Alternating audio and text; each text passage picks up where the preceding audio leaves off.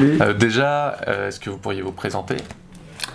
Alors moi c'est Antoine, je pense que je suis celui qui est depuis le plus longtemps au CVRA parmi les trois ici. Ok. Ça fait quelques années que je fais la coupe, et puis je suis étudiant.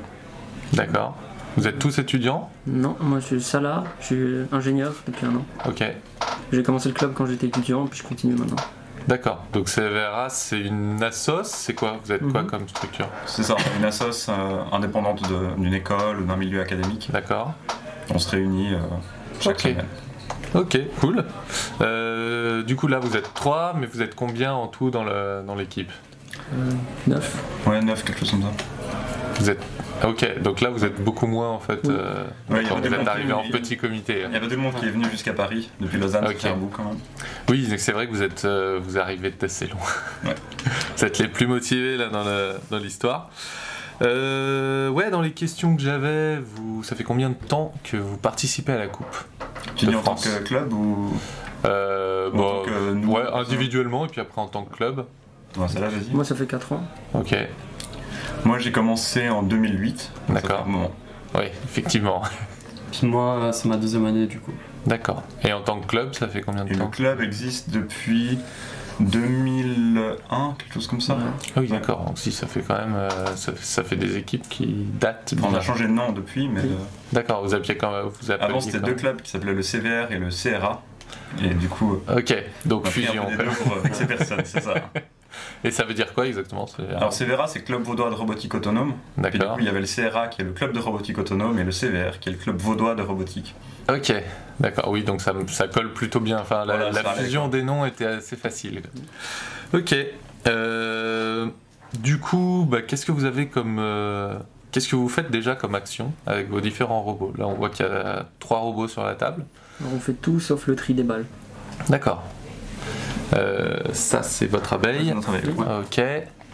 Et du coup, ils font quasiment la même taille. Alors, en fait, les deux sont exactement identiques. D'accord. Ça, c'est oui, la petite spécialité de l'année. Ils sont en symétrie. Ok. C'est cool. Ouais, ça permet de gagner pas mal de temps pendant le développement. Ouais, forcément. Et d'avoir aussi un peu de redondance. En Coupe d'Europe, on a eu un des robots qui marchait pas pendant un match. Ouais. On a juste transféré ses actions sur l'autre et du coup, on a fait autant de points avec un seul robot qu'avec 2. Pas con. Ouais, mais du coup, vous êtes limité pour la taille à la taille du petit robot. C'est ça, on fait 2 petits robots. En fait, mais on arrive quand même à faire toutes les actions avec la taille du petit robot. Donc. Ouais. Bien joué. Pas mal comme stratégie. Qu'est-ce que vous avez eu comme difficulté cette année? Est-ce qu'il y avait des actions qui vous ont franchement fait galérer ou Ça là, quelle action t'en fait galérer? C'est lui qui fait la stratégie du robot en fait du coup. On a souvent eu des problèmes avec la prise des cubes, notamment à cause de la rugosité, de la porosité des cubes. D'accord. Des fois aussi à cause de l'alignement de la base roulante, vu qu'on prend les cubes sur le côté avec le bras de levier. Ok. Une erreur angulaire sur la position du robot, ça fait vite une grosse erreur sur la prise des cubes. Ouais. Ce qu'il faut savoir, c'est qu'en fait, les 5 ventouses là, elles sont branchées en parallèle sur une seule pompe.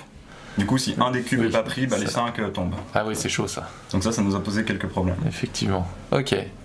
Et dans les actions qui ont bien marché, les trucs dont vous êtes particulièrement fiers en réalisation? Là, il marche bien. Ouais, le panneau domotique. Après... Un truc qui est assez cool, c'est que le robot il réagit bien aux erreurs. C'est-à-dire s'il rate une tour par exemple, il est capable de s'adapter, de voir qu'il n'a pas fait une tour, d'aller faire autre chose et de ne pas compter le score. Ok. Donc, oui, donc il compte les scores aussi. Ouais. Oui. Donc je dirais l'intelligence du robot, à titre personnel, c'est le truc dont je suis le plus fier.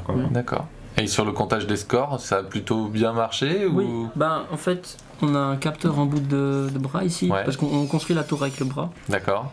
Et on a un capteur de distance ici qui nous informe, qu'on utilise pour savoir si on a pris un cube, si on l'a bien déposé, si la tour est à la bonne hauteur, etc. Okay. Donc on utilise ça pour calculer le score et valider l'action. D'accord. Et à tout moment, on peut dire qu'on a échoué et aller faire autre chose.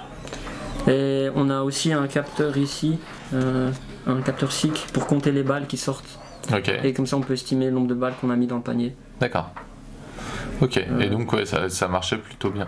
Il y a beaucoup d'impression 3D là dans votre robot quand même. C'est presque que de l'impression. C'est que de l'impression 3D. Avec des tôles. Ok.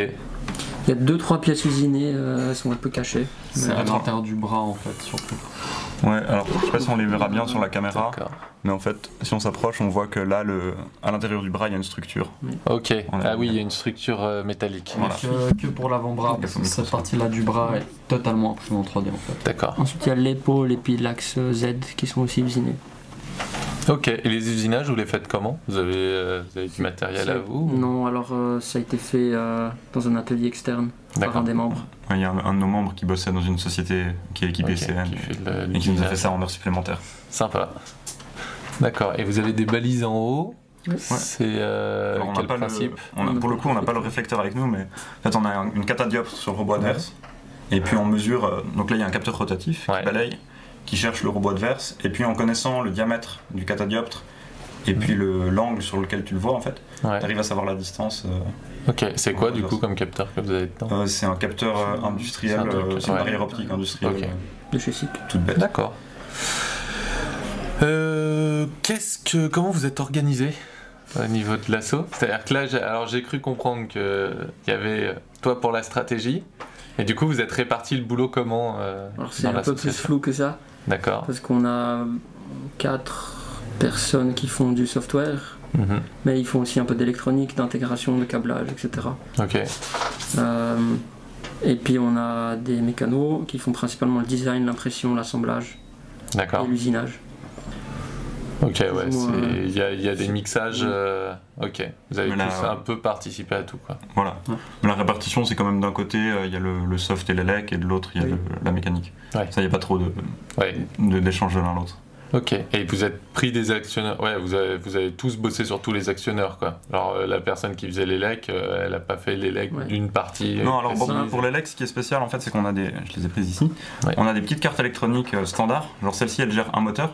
D'accord. Et on l'a juste 15 fois dans le robot, et ça gère chaque moteur séparément. Ah oui, ça c'est vous qui les avez faites directement. Sympa. Là t'as un adaptateur USB vers CAN, parce que tous nos robots contiennent un réseau CAN pour faire communiquer les différentes cartes. Et du coup c'est vrai qu'au niveau intégration, ça simplifie pas mal le travail. Ouais, vous pouvez interchanger, s'il y en a un qui crame, vous mettez un autre. C'est ça, puis tu développes une fonctionnalité pour un axe, automatiquement elle est répliquée sur tous les axes. Typiquement la carte moteur on l'a développée en 2015. D'accord. La même. La carte, ça c'est pour gérer des input-output. On l'a depuis 2 ans. Et puis celle-là c'est un télémètre.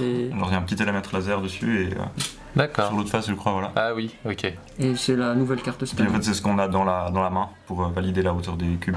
D'accord.